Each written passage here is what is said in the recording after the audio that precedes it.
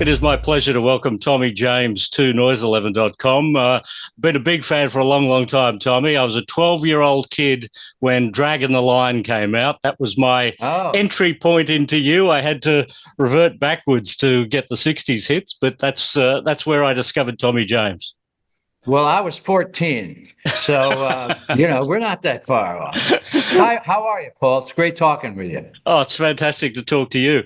The autobiography in 2010, Me, the Mob, and the Music. I think we'll cover pretty much all of those topics over the course of this interview. And there's quite a wild ride in parts, Tommy. You're absolutely right. When my co-writer, Martin Fitzpatrick, and I were putting that together, we were actually going to call it Crimson and Clover, and we were going to talk about, the fun making records and writing songs and all that stuff. It would have been interesting. But we got about a third of the way into it and realized that if we don't tell the Roulette Records story, that we were cheating ourselves and everybody else, because that really was the story. And the problem was I was a little bit nervous about putting all those names in and writing everything the way it was, because Roulette Records, as you may or may not know, was a front for the Genovese crime family in New York, in addition to being a functioning record company. So I was a little bit nervous about finishing that book, and we put it on a shelf for a little bit and got involved with other things. And then finally, we finished it when the last of the roulette regulars, as I called them, died in prison.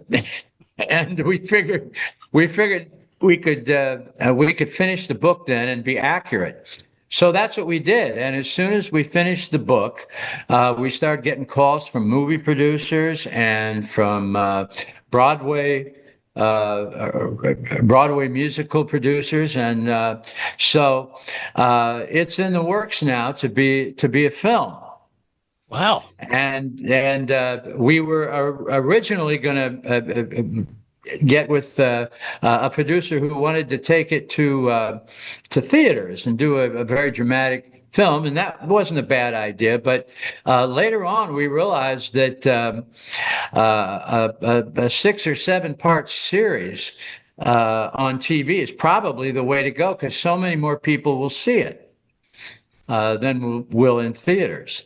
And so that's what we're going to do. And we're working with producers right now who are going to take it to like an HBO or a Netflix when we're finished. And I believe also a series, you can develop characters better. You can really tell the story better.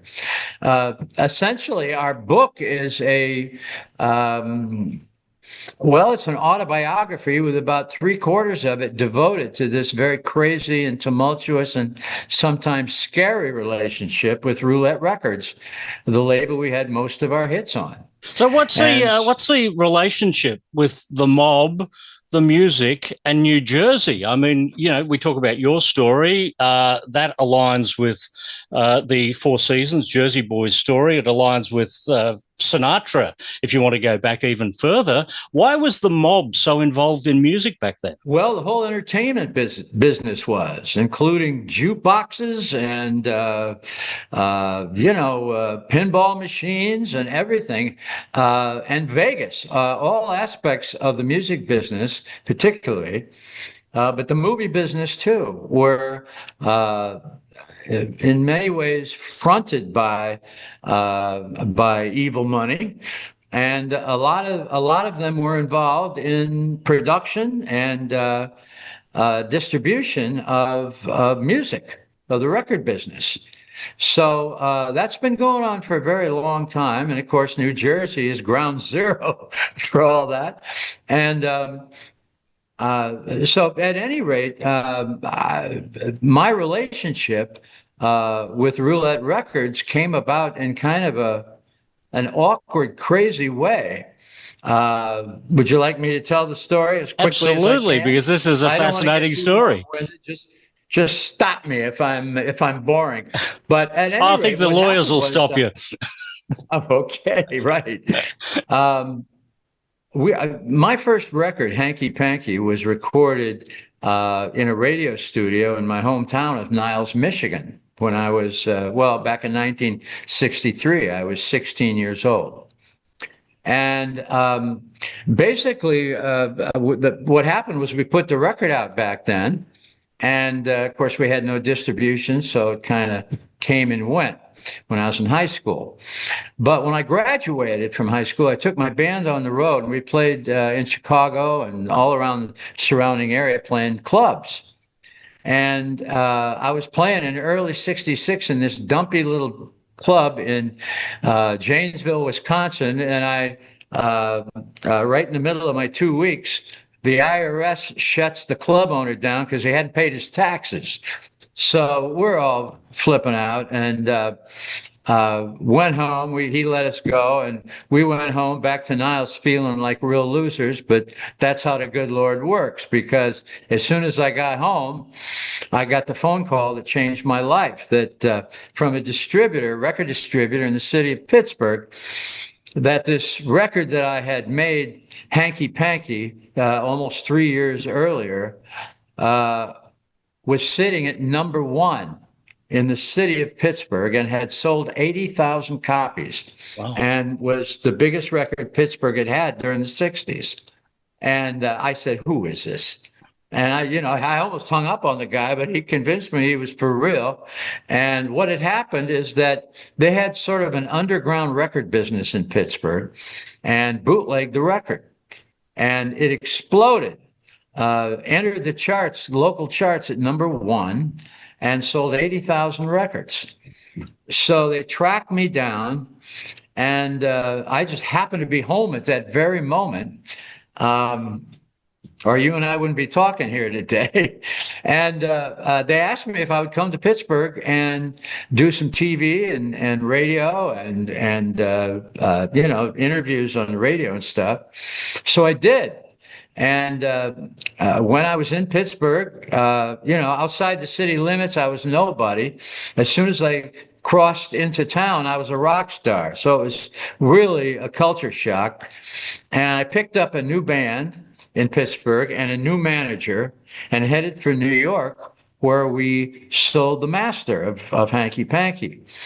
And the reason I'm telling you all this is because when I got to New York, we got a yes from everybody, from CBS, Atlantic, RCA. The last place we took the record to was Roulette. I'd heard stories about Roulette, but they were just kind of a funky little label, and they'd had a lot of hits, but they were certainly not one of the big corporate labels. So I went to bed. We got a yes from everybody, and I went to bed that night feeling really, really great. We were probably going to be with a major, big label.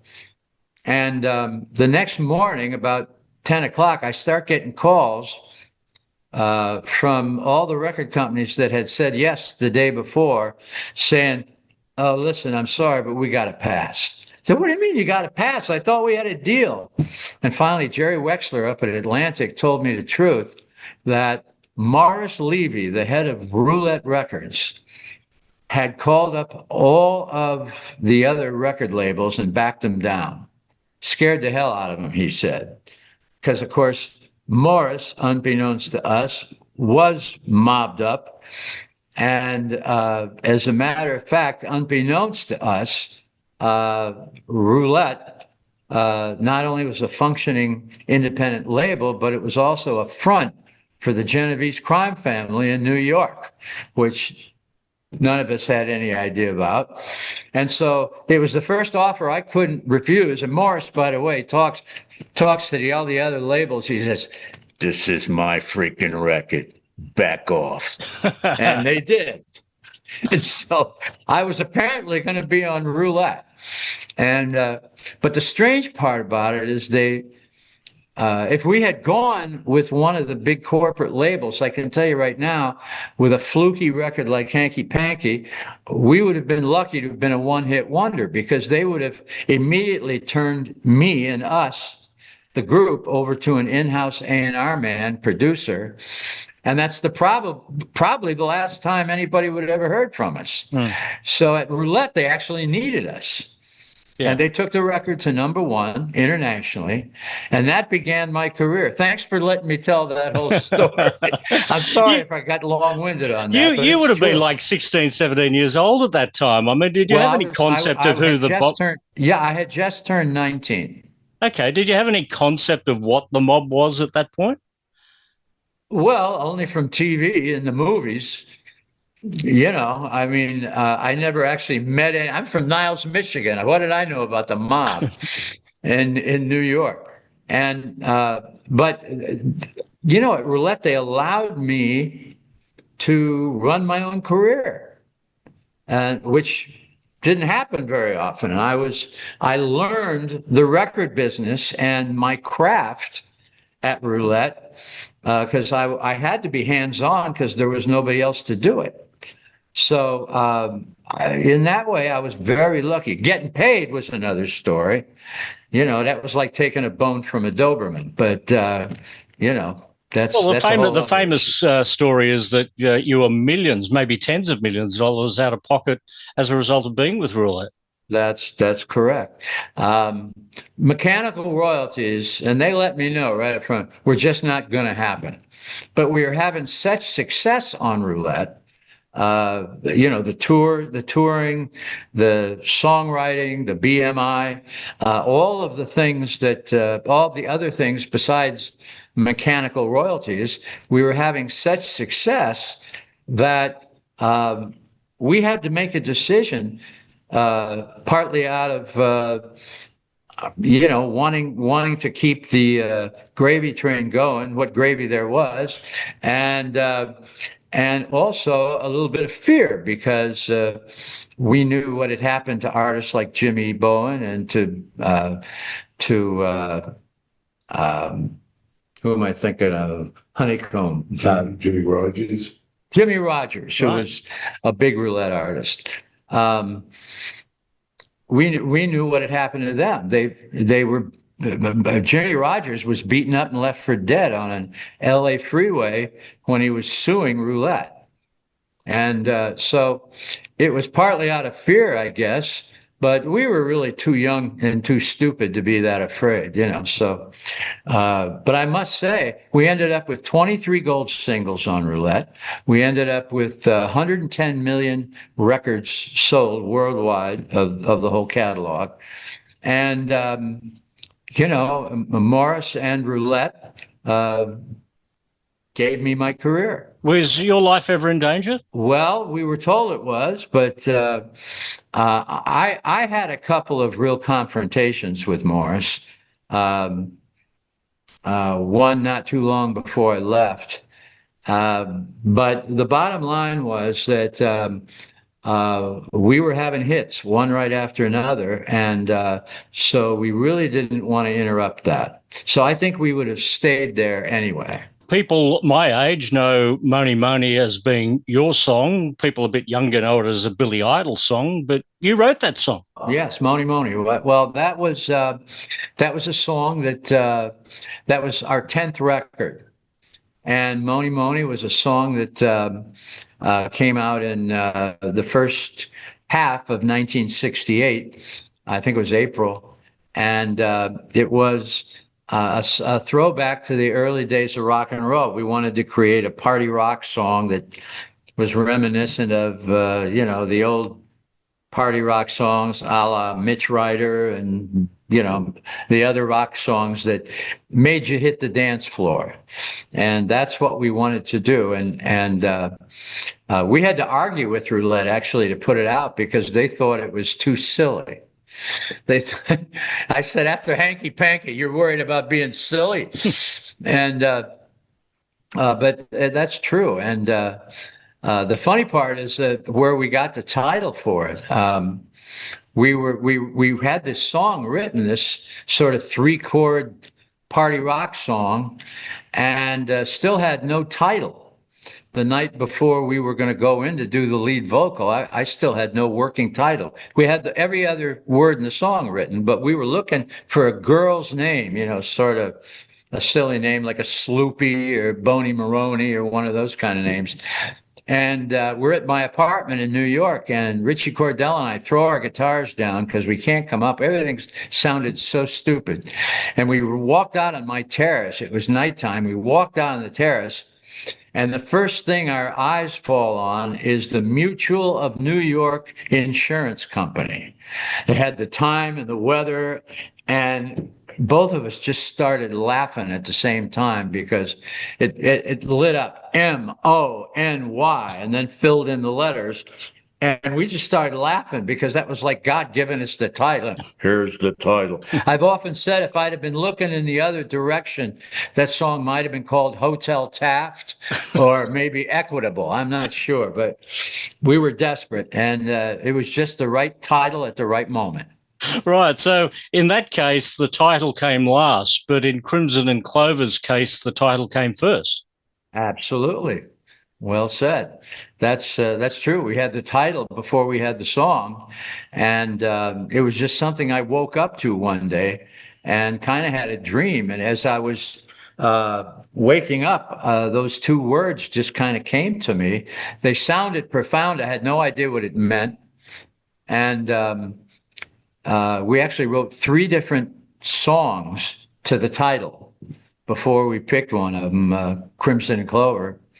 And then we almost blew the whole record because Roulette was going to do a big, we were changing our style, and Roulette was going to do make a big deal out of the new sound. We had gone from Mony Mony to Crimson and Clover, and in about 6 months, and that was a big change for us. So the night after the session where we had the record but we didn't mix it, but we had all the instruments down, I did a work tape, a rough mix, and I mixed it with my elbows. I mean, it was real, not a final mix by any stretch, and we were going to do a lot more to it.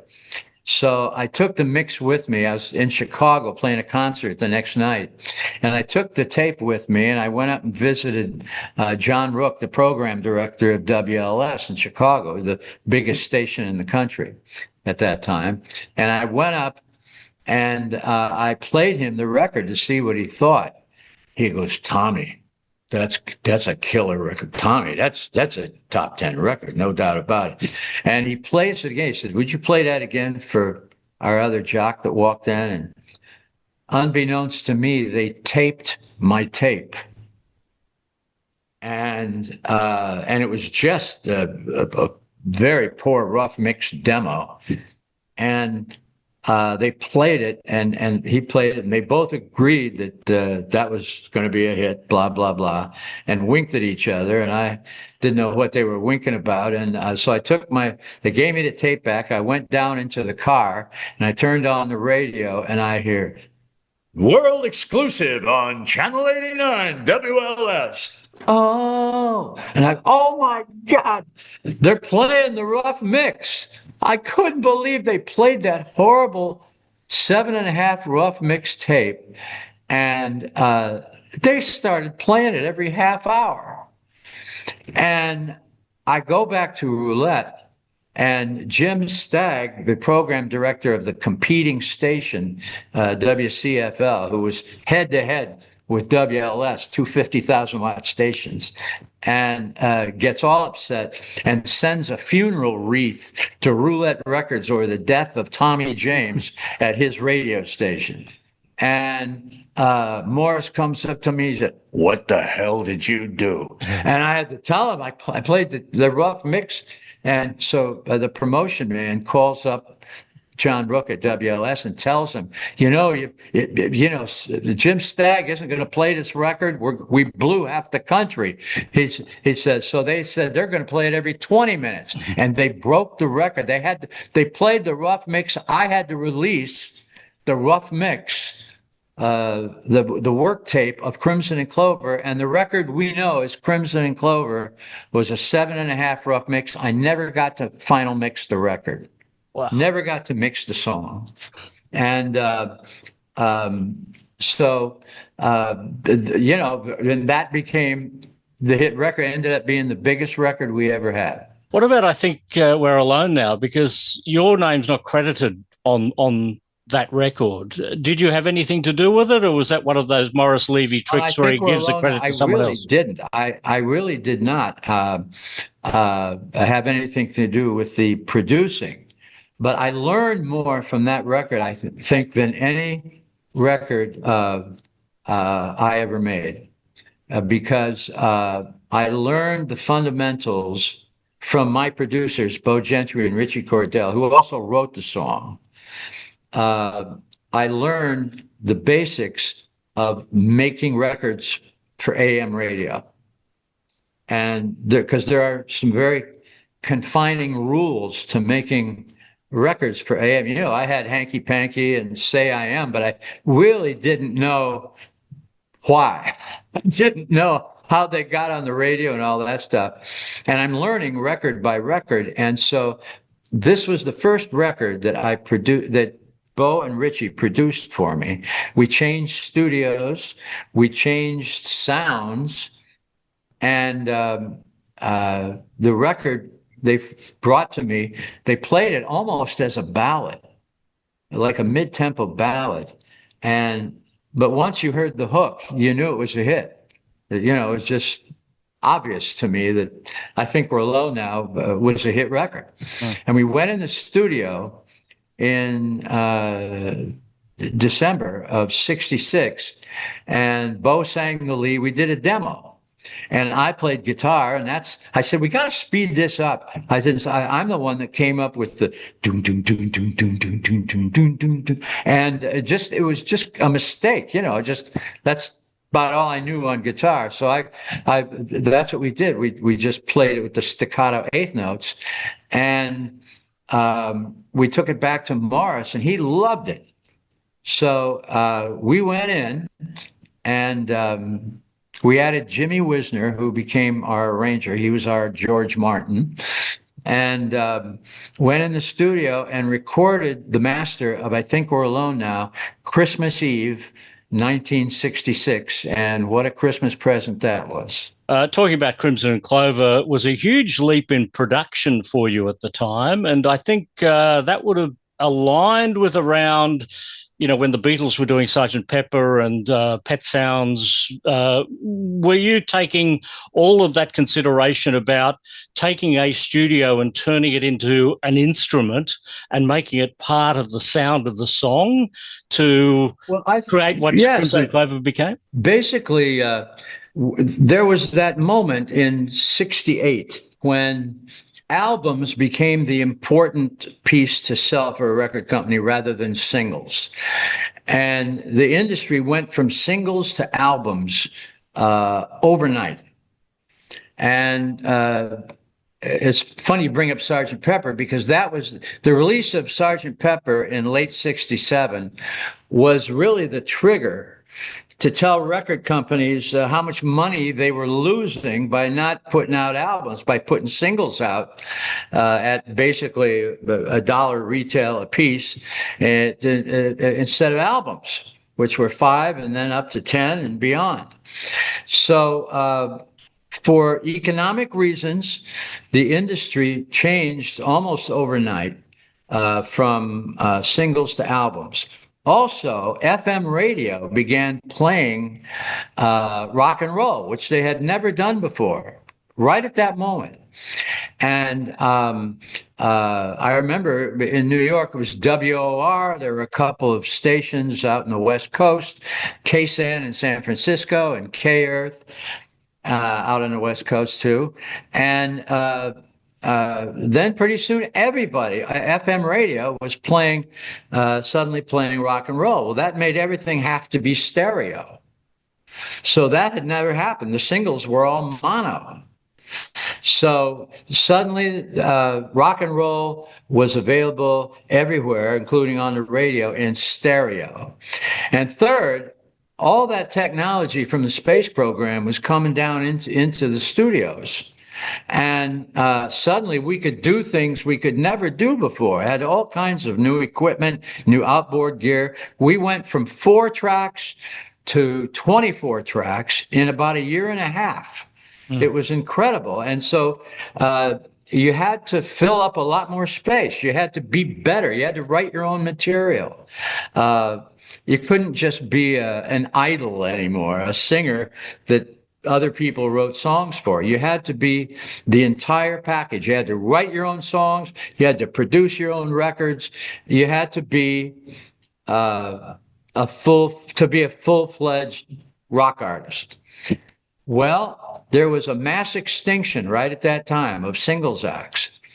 And I can't tell you, when we went out on the road with Hubert Humphrey, the vice president, in August of '68. He asked us to come out on the road and do rallies with him. We kind of became his opening act. And we spent about 90 days on the road with him. When we left in August, it was all singles. It was us and the Rascals and Gary Puckett and Mitch Ryder and the Association. And I'm leaving a lot of people out, but you get the idea. When we got back, it was all albums. It was Blood, Sweat, and Tears, Crosby, Stills, and Nash, Joe Cocker, Neil Young, just a slew of album acts. In fact, it was all albums when we got back. We were very fortunate to be working on a little record called Crimson and Clover at that very moment, because Crimson and Clover allowed us to make the jump from singles to albums. I don't think there's any other record we ever put out that would have allowed us to do that. Crimson, and on top of that, we started selling albums, and Roulette had never been known particularly for selling albums. They were basically a singles label. So suddenly, Morris was making 10 times the amount of money with albums. And so we were given any budget we wanted. Like I said, getting paid was another story, but we could make the records, and which they couldn't. And Crimson and Clover gave us the second half of our career. Plain and simple. After that, our whole sound changed. Our career could have very easily ended with Mony Mony. So Crimson and Clover allowed us to continue with Sweet Cherry Wine and Crystal Blue Persuasion and Ball of Fire and Draggin' a Line and She and all the rest of them. I don't think it would have happened if we hadn't had Crimson and Clover first. Draggin' a Line was a massive hit in Australia. As I told you before, I was 12 years old when that came out. I've got a 12-year-old grandson now, and I cannot imagine him listening to music of that caliber, which is quite fascinating. But Sydney, 1970, Thank you. The sun is shining. Honest to God, I look out at our concert crowd now. I literally see 3 generations of people that don't necessarily know each other, but know all the music. And it's almost a religious experience. I mean, and I'm really very happy that that's happened. And, we're playing all over North America. I've always loved the idea of coming to Australia. And but have you ever toured here? I've never toured in Australia, and I've always wanted to. I think Australia has been very friendly to us and very good to us. We've sold a lot of product over there, and but it's very far away. It's literally the other side of the planet. It's amazing you and I can talk like this. Oh yeah, I don't think there's further distance than between Melbourne and New Jersey, where you are now. Right. That's right. It's about as far as it goes. Yeah, Australia was massive for you. I'm surprised that you haven't been down here. Well, I'll tell you, I've always wanted to, and there's always been a reason. It just has never worked out. You shouldn't think of it as a long flight. Think of it as a movie marathon with free drinks. Well, well said. Yes. Okay. I'll go with you on that one. Yeah. Yeah. I want to hear the story of George Harrison writing you an album and you rejecting it. Well, that's not quite what happened. It was George Harrison, but I didn't reject it. I did. No, I'm not going to tell that lie. But what happened was, Mony Mony had been a monster hit in England, and in fact, sold as many records as any other record of the 1960s, and it was actually bigger there than it was here. So at that very moment, George Harrison was producing a group called Grapefruit, and he got to writing with a couple of the guys from Grapefruit, and George and one of the guys wrote me about 10 songs and brought them over. At that time, the Beatles were writing for a whole lot of people. You know, Apple was, when it started out, was all about writing songs for other artists. So he came over, and his next trip over, he delivered them to my manager. And I was out of town at the time.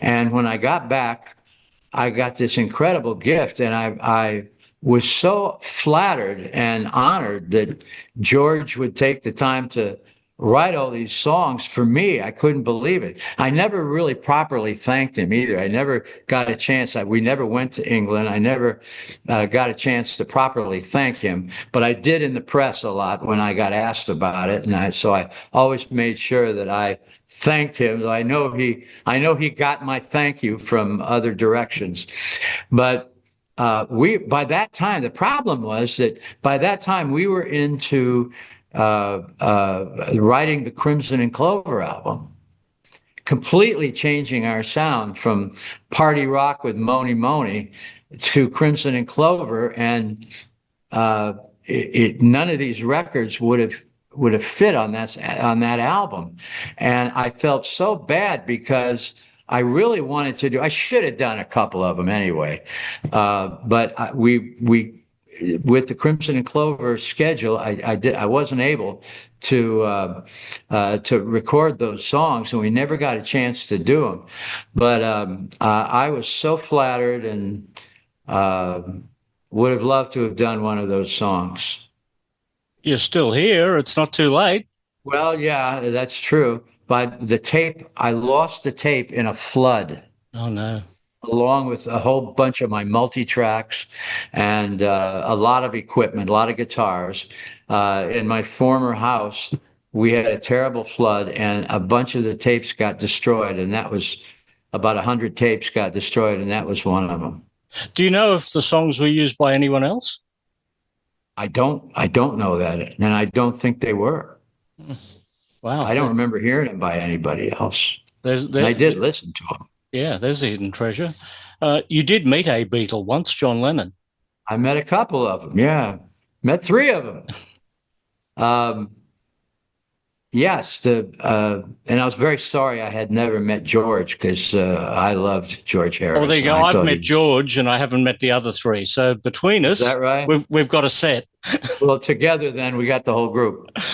In 1971, I was at a BMI dinner, you know, with where you're getting awards for a number of airplays you get. I was getting it for Draggin' the Line, and John was getting it for Imagine. And we sat back to back at banquet tables, that, you know, the big round banquet tables, and I was at one, and right in back of me was John, and Yoko was with him. And so we had a nice conversation for about almost a half hour, and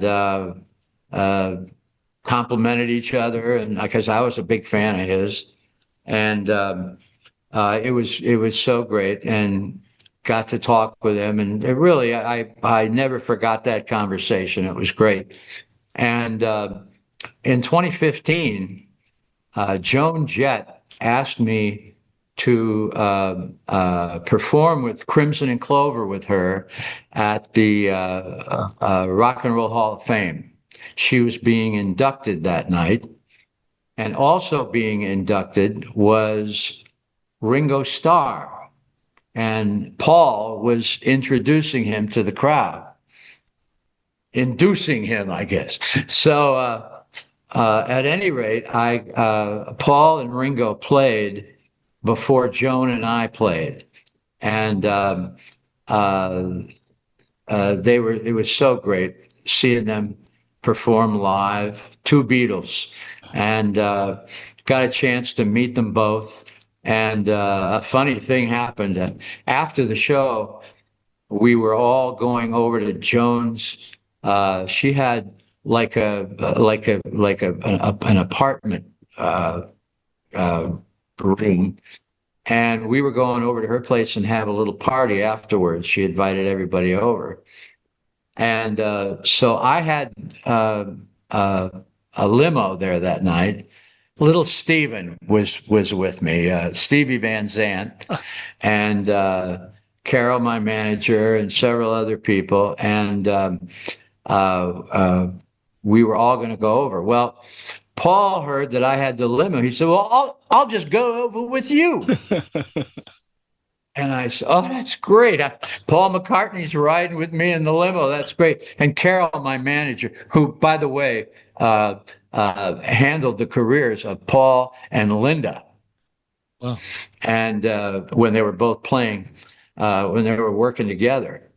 And she comes over and says, "Oh, Paul, I'm so sorry. There's no room in the limo. Could we?" I said, "What?"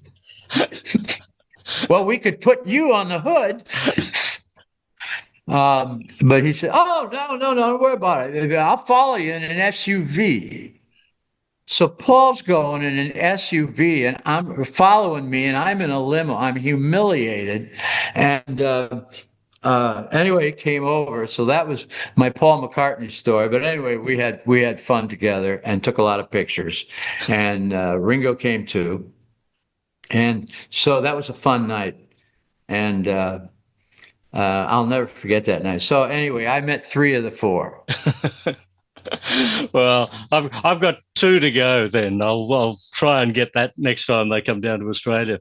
Okay. There's a song that was a huge hit in Australia that you wrote, Alive and Kicking's "Tighter and Tighter." Right.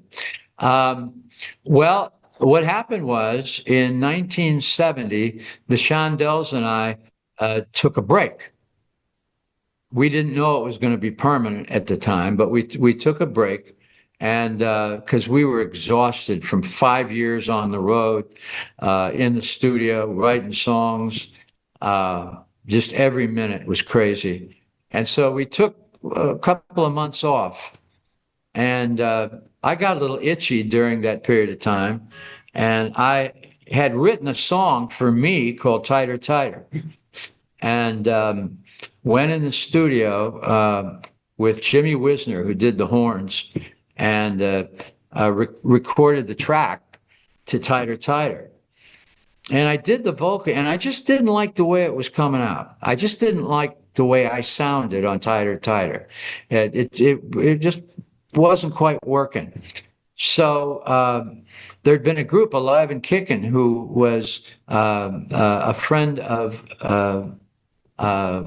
my wife's best friend was their manager, a lady named Doris Toder, and they'd been after me for a while to produce them or to write something for them, and so I thought this would be the perfect time. So they were a duet, a male and female, and I sort of rewrote the song as a duet and brought them into the studio, and they were flipped out, and we put their guitar player on the record, a 17-year-old guitar player who just was incredible guitar player, and their keyboard player on organ, Bruce Sedano, and took the finished product, mixed it in one night. We did it in one night, and put them on my track, and took it back to Roulette, and Morris flipped out over it, and they put it out and went #1 for us all over the world. So that was my first production outside of the Shondells. There's been like 300 artists that have covered your songs over the years. Do you have a particular favorite song of someone that's covered the song? We've been so lucky because everyone from Dolly Parton to REM to Prince recorded our stuff. I mean, Prince did Crimson and Clover, and Dolly Parton did Crimson and Clover. So think about that. Wrap your mind around that.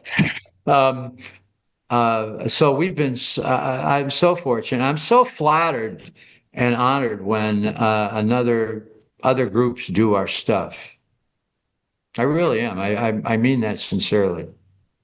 It's been a long time since an actual album. You've had a couple of songs in recent years. Where Did Our Love Go? And you did a cover of the Beatles, You've Got to Hide Your Love Away. Right. Were they just one-offs? Been 5 years since we did our last studio album. And we have our own record company now, so we can put out product whenever we want. Most of it has been repackaging. New compilations and repackaging the old albums. But every now and then we'll do a new album.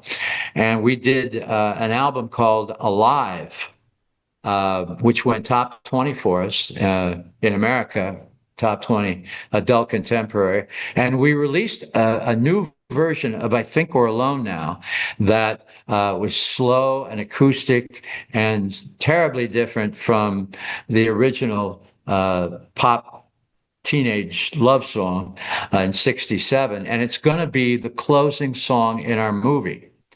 And when Morris Levy dies and we're alone, and that ends up being the final song on the album, in the movie, and it really fits nice, and it's so different from the original version. All this stuff is on YouTube now, and if anybody wants to hear the new version of I Think We're Alone Now, they can go. It also went top 20 for us in America. Well, this is an absolute fascinating story. I've loved talking to you, Tommy, about an absolutely incredible career. Sorry we have never got you to Australia, but like I say, think movie marathon, free drinks, and we'll get you here in 2026. I'm going to do my best. It was great talking to you. It was a great interview, and you asked all the right questions. Thank you. And you let me ramble on, so that was good of you. A couple of old blokes, we like to ramble. Well, a couple of Grandpa Simpsons here. Absolutely. Thank you so much. God bless, my friend. It was a pleasure talking to you, Ira. Thank you for your assistance over there. Thanks, Paul.